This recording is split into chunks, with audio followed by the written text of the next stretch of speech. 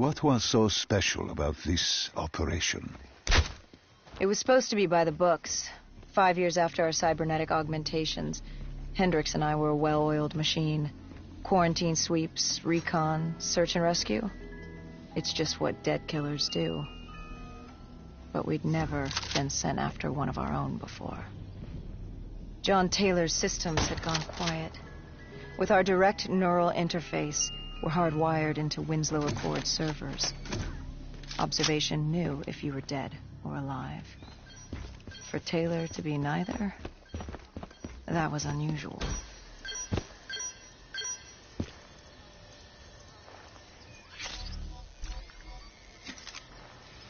We located an EMF source and uploaded it to Central.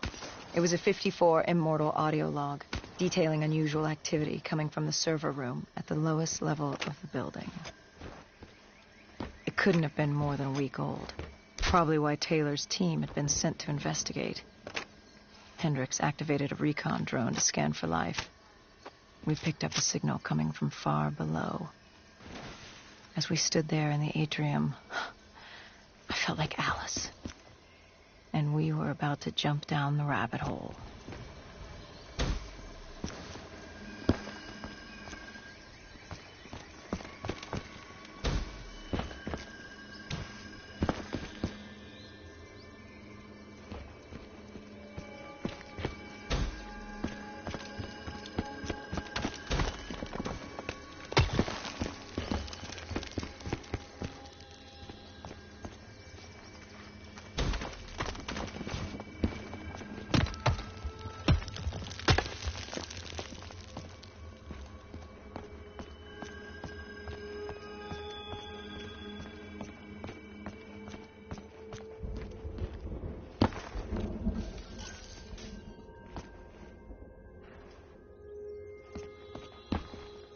Our drone picked up activity ahead.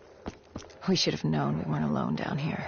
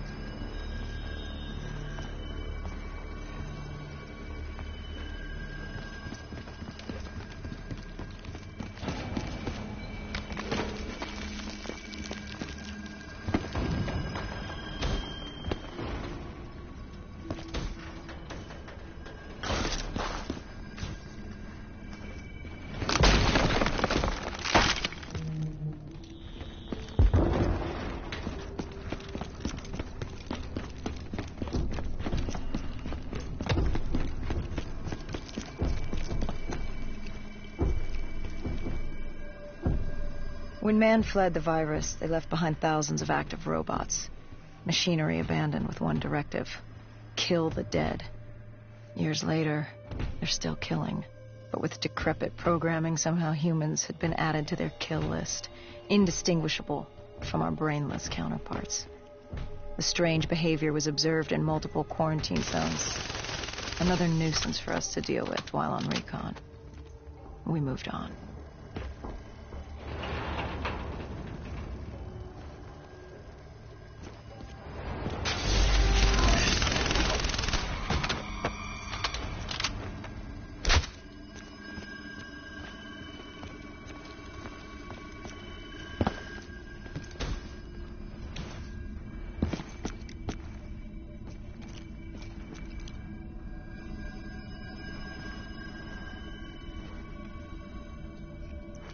We reached the silo's floor, but the signal came from lower still, below coalescence.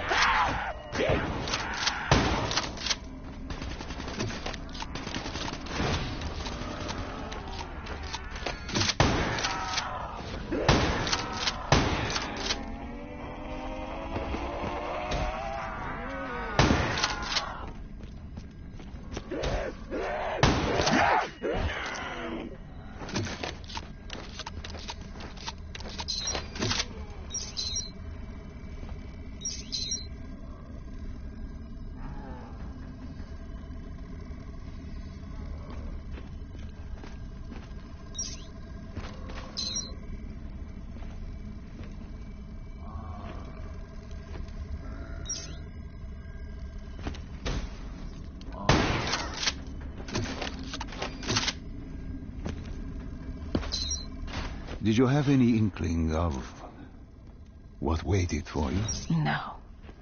In hindsight, we should have put it together. But the fact of the matter, that day was supposed to be like any other.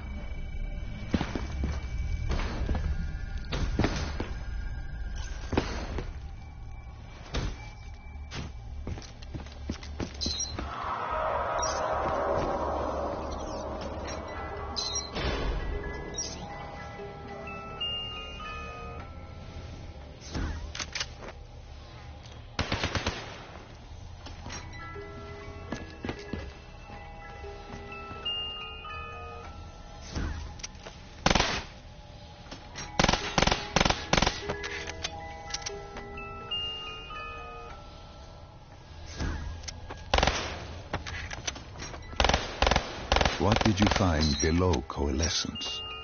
A CIA black project. Project Corvus. Unknown to the world, and unknown to most people in the know. As off the record as it got. A redacted footnote in Langley's history book. Part of me wishes we just turned back. Why? It it would have been easier. For me. For Hendricks. For the world. Is it such a bad thing? To want to be blissfully ignorant in the face of daunting adversity? We didn't have a choice. Those who find fate thrust upon them rarely do.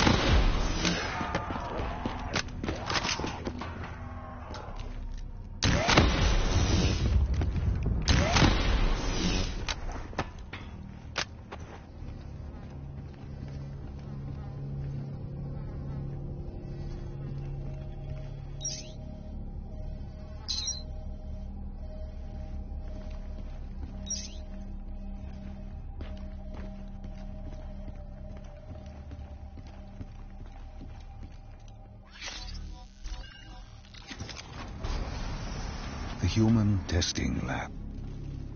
What awaited you there? We found the truth. The cause of the disaster. You are certain of this? We didn't have the full picture. Not yet. But this was the source. We knew coalescence was where the virus originated, but residue of 6115 in the air left no doubt. This was where it all began. When the disaster happened, hundreds of thousands died instantly. And they were the lucky ones. Because when the rest of Singapore inhaled 6115, they changed. From the living into the living dead. These test subjects, they were linked together, connected with a direct neural interface. Their minds hardwired into the central server. Hendricks didn't like what he saw. You knew something was wrong. The same tech in our own heads made us what we were. It was down here in this room. We didn't know what happened, but the data didn't lie. Man did what man always does, playing God and fucking everything up. We, the CIA, man, we created these things. We changed the world. How do you mean, change the world? The Winslow Accord and the Common Defense Pact. We'd been engaged in a Cold War for nearly a decade. 6115 changed that. When the dead walked among us, we set aside our differences. For all of your conflicts, you and your enemy had two things in common. You're both human, and you both want to stay that way. Was this the source of the signal? No.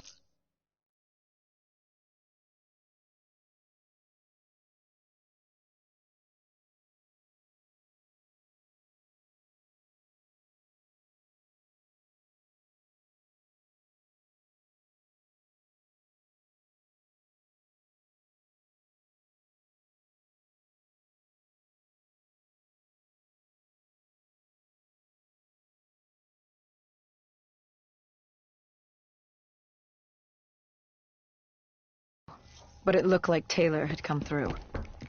Our answers were still further down.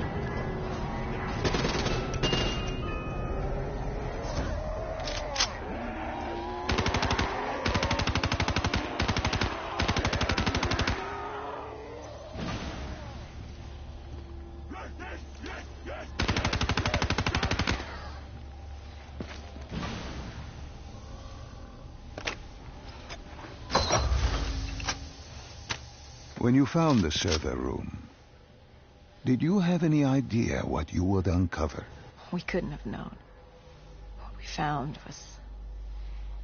We found Sebastian Diaz. One of Taylor's. Another dead killer. Our friend. He'd linked himself to the CIA server, connected directly with the Winslow Accord systems. He was deactivating defenses for the undead quarantine zones all over the world. The massive walls containing the spread, keeping us from the undead. Deactivating the defenses would let the flesh-eating hordes loose upon the living. It would end humanity. We had to stop him. The only way to stop him now was by destroying the server.